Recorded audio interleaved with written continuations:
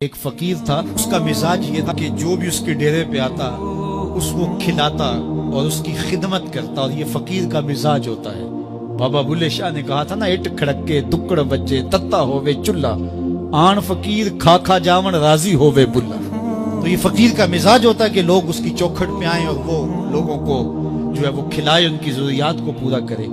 تو وہ درویش تھے اور جو بھی ان کے پاس آتا اس کی خدمت کرتے۔ ان کے پاس کبھی رقم نہ ہوتی تو ادھار لے کے لوگوں کی خدمت کرتے، حتیٰ کہ جب ان کا آخری وقت قریب آیا اور حالات ایسے ہو گئے کہ لوگوں کو لگا کہ بابا جی اب رخصت ہونا چاہ رہے ہیں، تو سارے قرض خواہ اکٹھے ہو کے بابا جی کے پاس آ گئے کہ جناب ہمارا قرضہ ادا کیجیے۔ ایک جمگٹا بن گیا اور بابا جی کو یہ فکر تھی کہ یہ میرے مہمان ہیں اور میں ان کی خدمت کرنے کے قابل نہیں ہوں، میرے پاس کچھ ہے نہیں۔ اتنے میں ایک چھوٹا سا بچہ تھا، وہ گلی میں پتیسا بیچ رہا تھا۔ آواز لگائی تو بابا جی نے اشارہ کیا، کہا میرے ان مہمانوں کو کھلا دو۔ اس نے اللہ کا شکر ادا کیا کہ میں سارا دن گلیوں میں گھوم کے جو بیچنا تھا ایک جگہ ہی مجھے گاہک مل گیا۔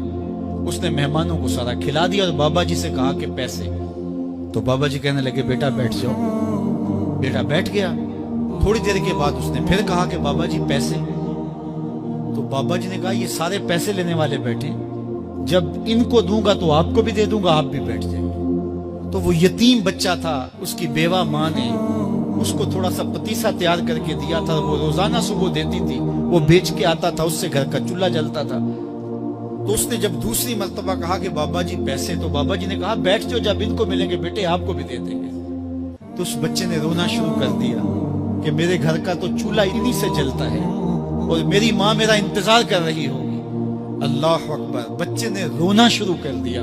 اللہ کی رحمت کو جوش آ گیا۔